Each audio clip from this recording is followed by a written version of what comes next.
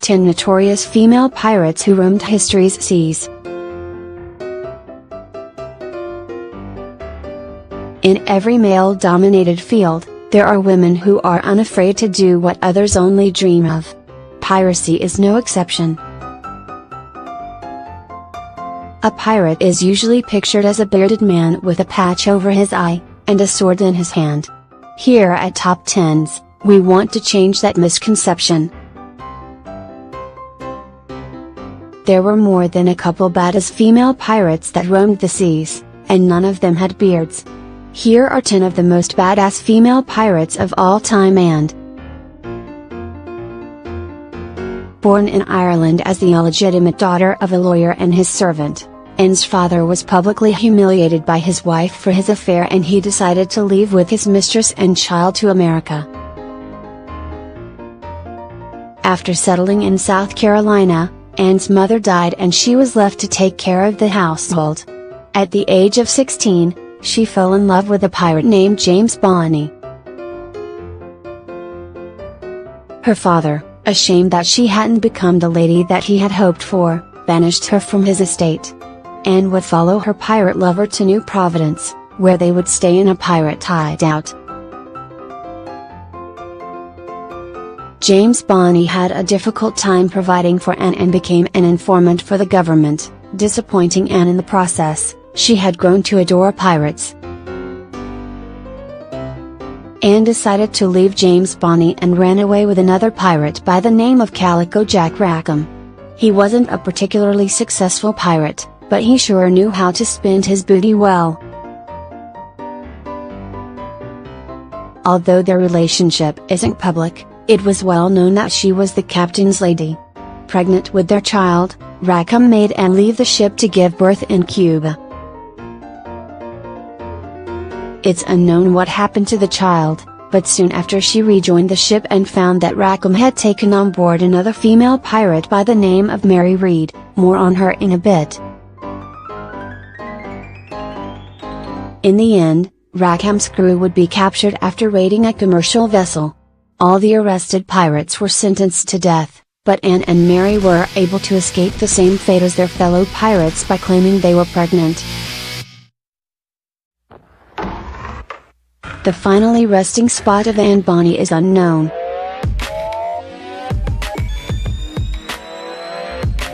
From a prostitute to a pirate lord. That's one hell of a career change. Cheng Shi was born in Guangdong province of China in 1775. She began working on a floating brothel in Canton. Apparently, Cheng was particularly alluring because in 1801, pirate Cheng Yi, who commanded a fleet of ships called the Red Flag Fleet, took her as his wife. There are several contradictory accounts of how they became a union. Some accounts say Yi ordered the brothel to be ransacked and Cheng kidnapped, others state that he simply proposed to Cheng. Either way, Cheng would join the Red Flag Fleet under the condition that she would get an equal share in the plunder. Under their combined leadership, their fleet grew from 200 ships to between 1,700 and 1,800 ships. By the time of her husband's death, there were more than 70,000 pirates in their fleet. Fearful of having to return to a life of prostitution, Cheng made a move to become the sole leader of the fleet and was successful. Under her leadership, the fleet took many coastal villages and imposed taxes on them. She was strict and cruel at times, but also had a moral code. If a pirate took a woman, they had to be faithful to her. And if a pirate was found to have engaged in rape, they were executed.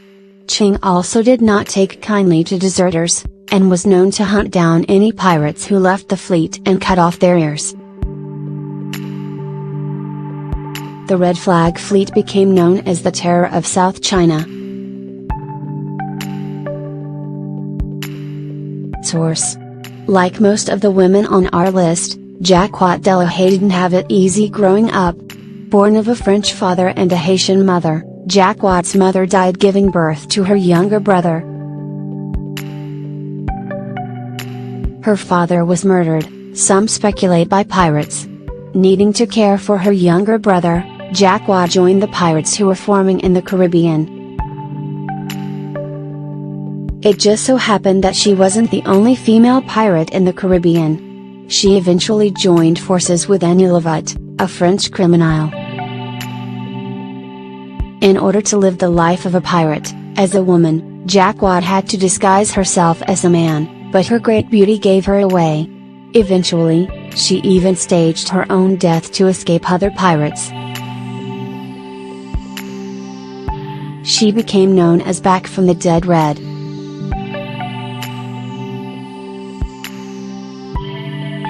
One of the most tragic stories on our list is the journey of Mary Read. Death seemed to always surround Mary. Her father died before she was born, and after she was born her half-brother died. Mary and her mother were supported by her grandmother, who only supported them because of her belief that her grandson was still alive. To keep her grandmother unaware of her brother's passing, Mary was raised as a boy. As a result of pretending to be a boy for 13 years, even after her grandmother died, she still maintained her boyish habits and dress. After several unsatisfying jobs, she joined the army, where she met her husband. Mary told him the truth, and they decided to leave the army and get married. Again, the dark cloud of death followed Mary as her husband died only months after their marriage. She joined the army again, boarding a Dutch ship en route to the Caribbean. As the trip was en route, it was attacked by pirates. Specifically, a fleet led by Calico Jack and, of course, Anne Bonny. Mary soon learned to love the life of a pirate, and when given the opportunity to leave, she stayed on. As mentioned earlier, they were eventually captured. Mary escaped execution but died in prison from fever. Grace OMalley is unlike most of the women on our list, in that she came from a wealthy family. She wasn't driven to piracy by hunger or neglect or even adventure, but a rejection of the archetypal female role in society. Grace was born in Ireland in the 1530s to a wealthy nobleman and sea trader, who upon his death left his shipping and trading business to his daughter. Not only did Grace inherit wealth from her father, but she also received land from her mother. This allowed her to become a rich and powerful figure in Ireland. She soon used her father's ships to demand taxes from coastline fishermen and carried out trades on rival clans' ships. She commanded over 100 men and more than 20 ships. As Ireland came under greater control from the United Kingdom, Grace's activities gained more attention from the Crown. An envoy was sent to attack her castle, but they were quickly defeated. Eventually, Grace was captured and sent to England. Her lands and wealth were stripped away and members of her family were captured. Luckily for Grace, she got a formal meeting with Queen Elizabeth I, pictured above, who, for some reason, granted Grace's lands to be restored. One queen recognizing another. Angela Gavin is an odd case on our list, a female pirate who had the approval of King Charles XII to plunder ships from neighboring nations. Angela raided ships along with her husband, but she was said to have been the brains behind the operations. After her husband's death, Angela took full control over the business, and as the Great Northern War raged on, Angela continued to swim in profits. She came to be known as the Shipping Queen. All good things come to an end, and after a treaty was signed, Angela gave up her operations, remarrying a lieutenant and dying soon after. and Delahaye outlived a life that's hard to believe. Sent to the New World to become a wife of the male colonists, and is believed to have already had a criminal record. In 1683, her husband was killed, and Anne challenged the killer to a duel. The killer was a famous buccaneer, Laurens de Graaff, and accepted the challenge. Laurens pulled a knife and Anne pulled a gun. Somehow, Laurens was able to back out of the duel, stating that he would never fight a woman. He'd go on to propose to Anne, who accepted. We smell a rom-com in the making. Anne became a pirate fighting alongside her husband, and was known as a fierce warrior. Mystery surrounded her as she never tried to disguise her appearance, and made it be known that she was a woman. Usually, women are seen as bad luck on a ship, but Anne's presence was seen as a harbinger of good things to come. Arguably the most powerful and well-known pirate in Chinese history, Lai Choisan may have been forgotten if it wasn't for the work of Cornelius. His book, I Sailed with Pirates, has preserved Lai Choisan's place in the history of her nation. A 20th century pirate, she commanded a fleet of 12 jungs, a style of Chinese ship, in the South China Sea. During the 1920s and 30s, she was paid protection money from local merchants who feared reprisals. Even the Chinese government did not interfere with Lai Choisan's fleet. The only American on our list, Rachel Wall, was the last woman hanged in New England. She was hanged for stealing a bonnet, but it was her life as a pirate that led to her death. Born Rachel Schmidt in Carlisle, Pennsylvania in 1760 to devoutly Presbyterian parents, she left home at 16. After marrying a fisherman and traveling up the East Coast, she eventually settled in Boston. Her husband eventually convinced her to turn pirate, and in 1781, they stole a vessel called the Essex. After stealing the vessel, they dressed it up as if it had been damaged at sea. Rachel called on passing ships for help, then they robbed them. In total, they robbed 12 ships, stealing thousands in cash and killing 24 sailors. The following year her husband drowned, and Rachel returned to Boston to work as a maid. Not surprisingly, a life as a maid wasn't enough for her. Rachel returned to theft, and became notorious for stealing from docked ships.